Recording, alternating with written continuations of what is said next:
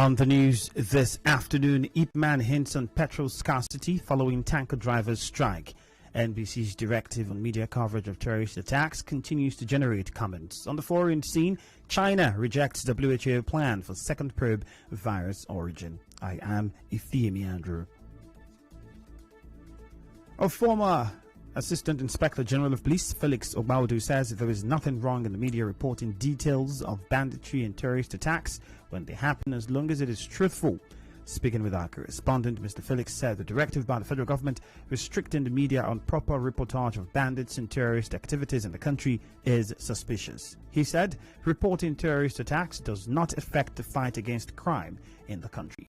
There is nothing wrong in reporting the true facts, the true position about what happened, whatever happens anywhere. No matter the gravity, no matter the number of people that were killed. My quarrel is that some journalists are not meticulous enough to confirm before they run. Don't say that 800 people were killed when only 50 persons were killed. As long as the truth is the gospel truth, so be it. It only shows there are some weaknesses and the parts of dirty agencies that are supposed to contain such situations. Okay. Mr. Ogbaudu, who was also a former River State Commissioner of Police, said to fight crime adequately, security personnel must be well equipped and taken care of. I don't want to lay any blame on those types of security operatives, because the truth of the matter is that, like I've always insisted, we have still not prioritized security in this country. The security operatives need to be empowered to perform their jobs. They need to be adequately motivated. Once that is done, a lot of this history, it doesn't make sense to pay some people so much for doing next to nothing, and you pay those that are doing so much, putting their lives on the line, little or next to nothing. Earlier, the Nigerian Guild of Editors described the NBC's directive as a threat to press freedom, stating that it should not be employed to ban newspapers' review in broadcast stations. The Bayelsa State Police spokesperson SP Aslim Buswat says reason for the kidnap of mother to secretary to the Bayelsa State government, Bettina Benson, is not yet known. In an interview with our correspondent, Mr. Buswat, who said there is no ransom made yet, said the police have launched an investigation into the incident and men have been deployed to ensure her safe rescue. Apart from the confirmation we made to the press concerning the kidnap of Madam Bettina Benson, the command has equally launched a manhunt in collaboration with other sister security agents, and we are working on promising leads that will lead to arrest and the arrest of the perpetrators. Meanwhile, the SSG to the state government, Kombowe Benson, did not take calls put through to his phone by our correspondent. Recalled that Mrs. Benson was abducted by men dressed in military uniform from her residence in the old assembly quarters in Yenegua on Tuesday night, July 20. A pastor, Soje Masoje, who was accused of being responsible for the death of one beauty, Onwigbarani, has urged her father to stop harassing him with men of the Nigerian army. The pastor, through his lawyer David Abo, claimed that despite being aware that the police freed him since he has no connection with the death of the girl, the late girl's father employed the service of military men to invade his church premises. The father of the beauty has been harassing the bishop. He leads men to the church, soldiers to the church, to harass the bishop. Even after the matter had been reported to the military investigated it to an extent and transferred him to the police, and the police investigated it and gave him a clean bill. And after that, he's been leading people to the church, soldiers and unknown persons to the church, to harass the man, to stop him from carrying on services on the very flimsy, frivolous, and unproven allegations of the man being the killer of the girl.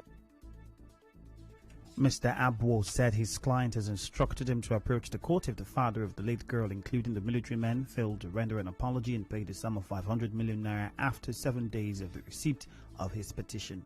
Indeed, we have written to the military establishment, copying the police and telling them that we want them to put a stop to the harassment, otherwise we will go to court. But since we serve the military and the police and the rest, the man has not stopped the harassment. He hasn't stopped. He has not stopped. He continues the harassment. That is why we are compelled to come out to shout. We are asking for the protection and the safety of the bishop. Responding lawyer attached to Federation of International Women Lawyers, FIDA, and Rivers State, Sophia Opia, who has been following up the matter for the family, said the police has not concluded investigation on the matter.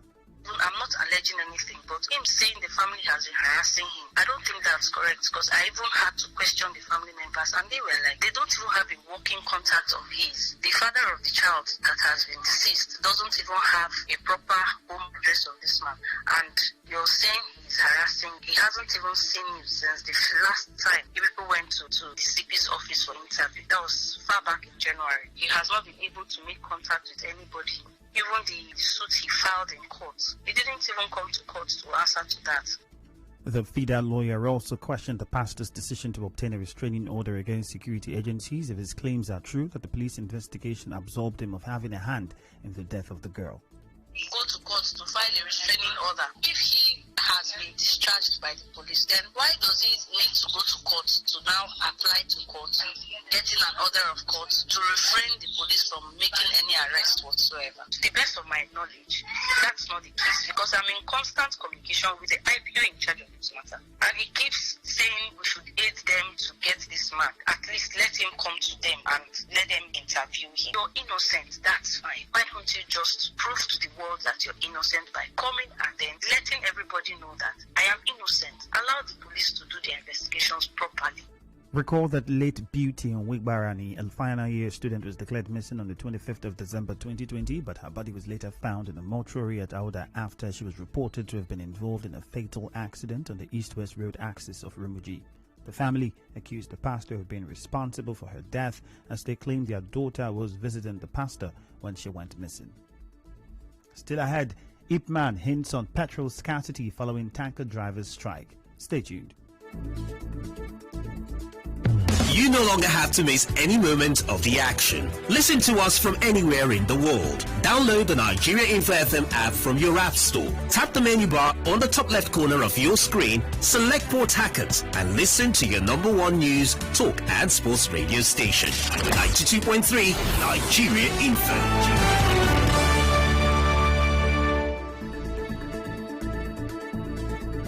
The Rivers State's chairman of Ipman, Joseph Obele, says there could be scarcity of petrol in the state in coming days following a strike by petroleum tanker drivers. Speaking with Nigeria Info, Mr. Obele explained what led to the strike. About 2 months ago, some petroleum trucks were arrested by security operatives suspected to be adulterated, and samples were collected for laboratory analysis. After the laboratory analysis, it was confirmed that the suspected trucks or petroleum products were actually a legitimate or legal product and not really adulterated as claimed. As a result of that, they now call for the owners of the trucks to come pick the truck. Reaching the site, lo and behold, there is no content of fully loaded before then of products in the trucks, and the trucks were empty. So on that note, the Nupeng wing of PTD, that is petroleum tanker drivers, call for a statewide shutdown in the whole River State. He said although Ipman is still selling products, members of the union are beginning to run out of stock. Mr. Obele called on residents to avoid panic buying. Concerns Ipman, we are still dispersing, we are still selling, but members are beginning to go out of stocks in different stations towards the queues you're seeing at the station at the moment. And the threat is that if nothing is done by PTD calling off this strike in a short time, so that members of tanker drivers union will start conveying products to different stations, I think it will bite harder the next few days to come. But at the moment, there is no need for panic buying, as the River State Commissioner of Energy, the person of our leader, Dr. Peter Mede, is really intervening to see that the call of this strike in the short time. So no need for panic buying at the moment. In business, an analysis of the medium-term expenditure framework and fiscal strategy paper for 2022-2024 shows that between January and May 2021, the federal government recorded a revenue shortfall of 1.4 trillion naira. According to the report from the Budget Office of the Federation, the federal government's projected revenue for the 2021 fiscal year is 7.9 trillion naira, of which 3.2 trillion naira was earmarked as pro-rata target for the period under review. In entertainment, Justin Bieber makes history as the youngest solo artist ever to reach 100 career entries on the Billboard Hot 100 Songs chart, as the song Stay with the Kid Laroi launches at number 3. Bieber reaches the mark at 27 years. He passes Drake, who tallied his 100th career title on the chart when he was 28. Lil Wayne recorded his 100th Hot 100 hit when he was 29. In sports,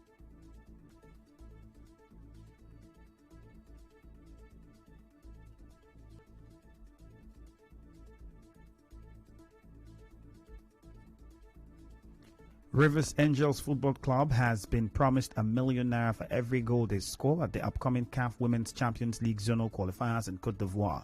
Chairman, People's Democratic Party Ambassador Desmond Akawo, who was guest of honor at a send-forth event held in honor of the team, met the pledge in support of the team, whom he said are on the path to conquer Africa after conquering the nation. Ambassador Akawo says his pledge is but a little token and called on other well-meaning persons to also give the team their support.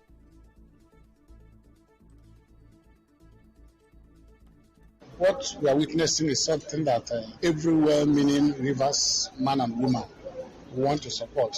For you to hear at the sports sector that our girls, the Rivers Angels, have actually conquered Nigeria.